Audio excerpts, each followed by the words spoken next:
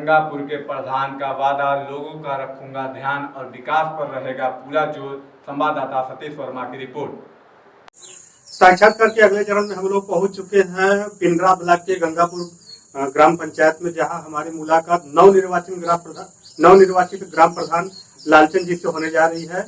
इन्होंने इसके विगत आपको बता दें कि ये इंटरमीडिएट तक पढ़े लिखे हैं और गांव के लोगों ने इनको पढ़ा लिखा होने के कारण प्रधान बनाया और जन समस्याओं को लेकर ये 5 सालों तक कोर्ट से लेकर कचहरी तक लेकर थाने तक लेके लोगों की सेवा करते रहे हैं। तो ऐसे समाज सेवी और आज प्रधान पद पे पहुंचने वाले लालचंद जी से हमारी मुलाकात होने जा रही है। तो हम मिलते हैं लालचंद जी। नमस्कार प्रधान जी।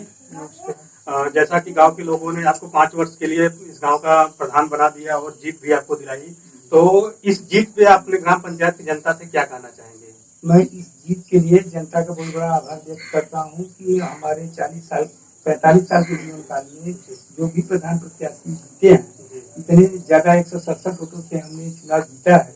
कोई इतनी कोशिश चुनाव नहीं जीता है। इस भरोसे से जनता ने हमको इतना बड़ा बहुमत देकर के जिताया है। मैं उनके सुख दुख में हमेशा कंधे मिलाकर चलने की कोशिश करूंगा और उनके साथ हमेशा बीच में रहने की पूरी कोशिश करूंगा। जैसा कि प्रधान जी, हर गांव में मजदूर वर्ग के लोग रहते हैं, गरीबी रेखा ये नीचे जीवन यापन करने वाले लोग होते हैं, तो उनके लिए राशन कार्ड की व्यवस्था कराई गई है और कहा गया है कि सस्ते दर पर उनको राशन मिलेगा ताकि वो लोग आसानी के साथ अपना जीवन यापन कर सके। क्या ऐसी स्थिति में आपके ग्राम पंचायत में सभी लोगों को पात्रता के आधार पर जो राशन कार्ड वितरण किया गया है, या आज भी बहुत सारे लोग ऐसे हैं जिनको राशन कार्ड नहीं मिला है? नहीं, लगभग तो हमारे गांव में सभी लोगों को राशन कार्ड मिल चुका है, लेकिन थोड़ी सी कमियां ये है कि जहां जिसको लाल मिलना चाहिए उसको सफेद कार्ड मिल गया है और जिनको सक्षम परिवार को लाल कार्ड नहीं मिलना चाहिए, अपना परिवार अगर चला सकता है उसको लाल कार्ड की आवश्यकता है तो उसको लाल कार्ड दिया जाए, जिसको सफेद की आवश्यकता है उसको सफेद दिया जाए। लेकिन हमारे यहाँ राशन कार्ड सभी घरों में है और कुछ लोगों को यदि आवश्यकता है तो शासन से मांग किया जाएगा, उन लोगों को बना करके दिया जाएगा।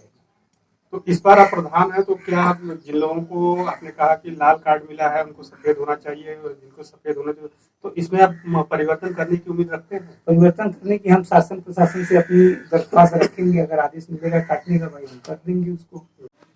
जैसा कि प्रधान जी, अभी बरसात आ रहा है जी, और हुआ भी 2-3 दिन बरसात, तो आपके गाँव में हम देख रहे हैं कई जगहों पे जल भराव की समस्या ज्यादा है और ऐसी स्थिति में जब गंदे पानी हो जाते हैं तो लोग को बीमारी और उसमें चलने से जो है कि तमाम प्रकार की बीमारियां फैलती है और लोग बीमार पड़ते हैं, उनको जान और माल दोनों का समस्या पैदा होता है। तो ऐसी स्थिति में आप जो है कि क्या प्रयास करेंगे कि आपके गांव में जल जमाव की समस्या से निजात मिल सके?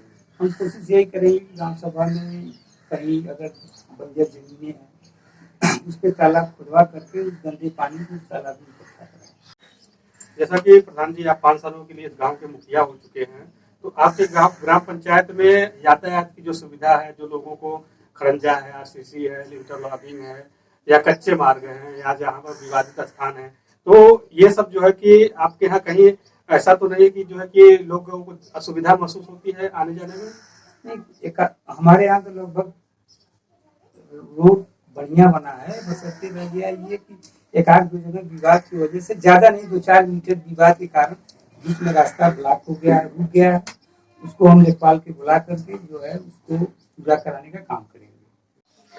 जैसा कि प्रधान जी, बरसात आने पर बहुत सारे ग्राम पंचायत में लोग ऐसे होते हैं कि आज भी झुग्गी झोपड़ी, कच्चे मकान या तिरपाल लगाकर रहने के लिए विवश होते हैं, तो क्या आज भी आप जो है कि ऐसे लिस्ट में हैं या आपके लोग लिस्ट में हैं जो कि झुग्गी झोपड़ी में रहने के लिए विवश हैं? जी हाँ, हमारे यहाँ 30-35 के संख्या में लोग हैं और अगर हम प्रधान हैं तो प्रयास करेंगे कि शासन से उन लोगों के लिए जो है सूची बना करके भेजें, उनके लिए आवास की मांग करें। अगर आवास मिल जाता है तो उन लोगों की समस्याएं दूर हो जाएंगी, वो अपने बच्चों के साथ छत के नीचे आराम से रह सकते हैं। जैसा कि प्रधान जी, हर ग्राम पंचायत में मनरेगा चलाया जाता है और वहाँ के मजदूर वर्ग के लोगों, गरीब लोगों को वहीं पर रोजगार की बात कही गई है, तो हर ग्राम पंचायत में लगभग एक शिकायत मिलती है कि लोगों को समय से भुगतान नहीं हो पाता है, कुछ लोग अवैध ढंग से हाजिरी लगा करके भुगतान कराते हैं, तो क्या ऐसी समस्या आपकी भी ग्राम पंचायत में बनी हुई है या सभी लोगों का भुगतान समय से होता है? जी नहीं, ऐसी समस्या है हमारे यहाँ। भुगतान समय से होता है। समय किसी मजदूर का हमारे यहाँ जो सरकारी नियमावली है, अपनी नियमावली के तहत हमारे यहाँ का जो रोजगार सेविका है वो टाइमली उनका मास्टर रूल भर के देती है, और उसके बाद शासन जब पैसा डाल देता है वो अपने लोगों को सूचित किया जाता है कि आपका पैसा आ गया है, आप जाकर के निकालिए। हमारे यहाँ लेट पैसे का नहीं होता। आप किसी भी लेबरों से पूछ सकते हैं।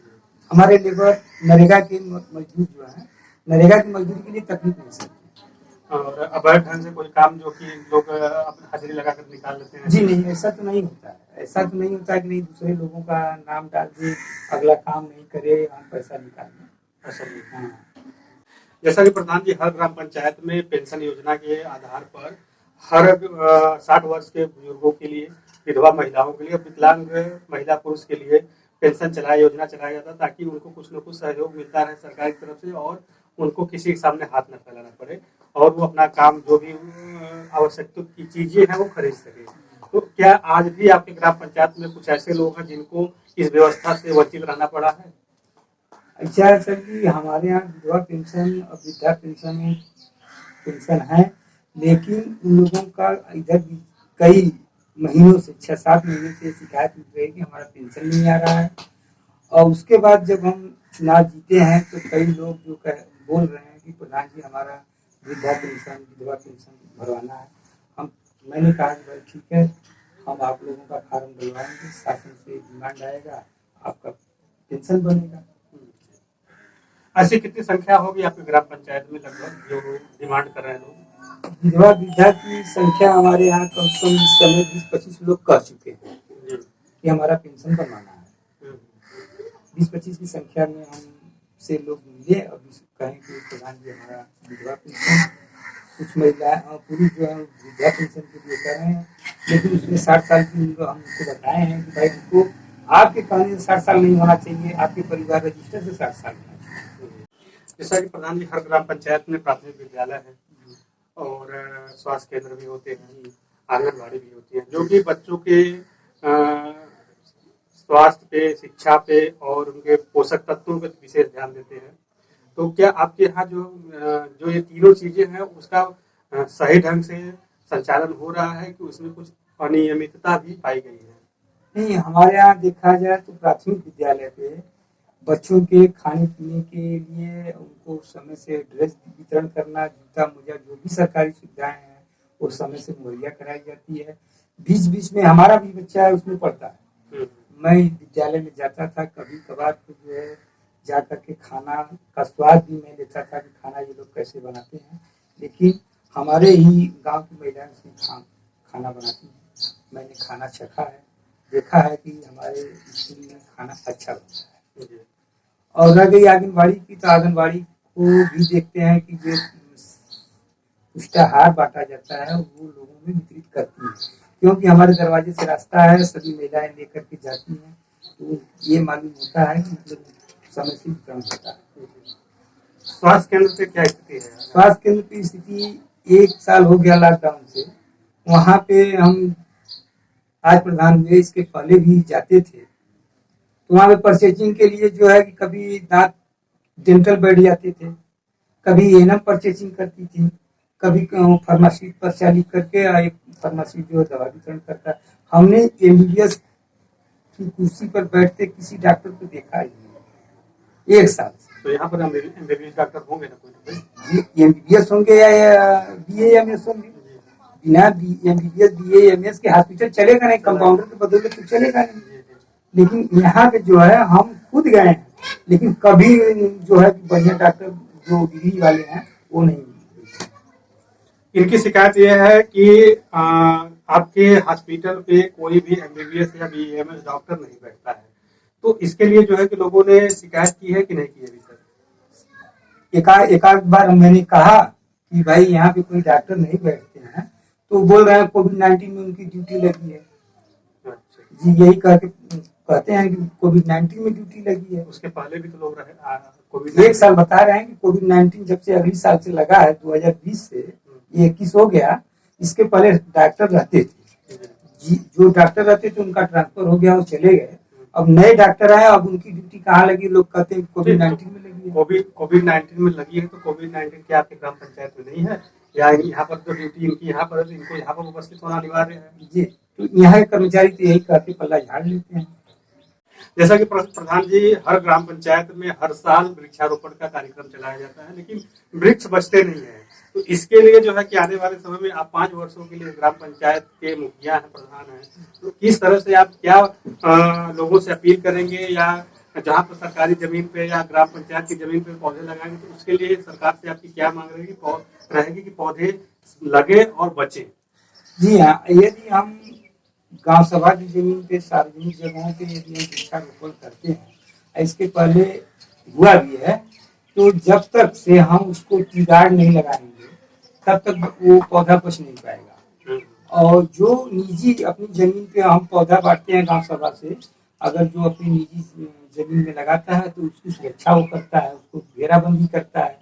और जो हम अपने सार्वजनिक स्थानों पे लगाते हैं, उसको टीगाड़ न लगाने की वजह से जानवर जाके उसको काट देते हैं, और वृक्ष का जो है सही तरीके से जो है कि बचाव नहीं हो पाता है।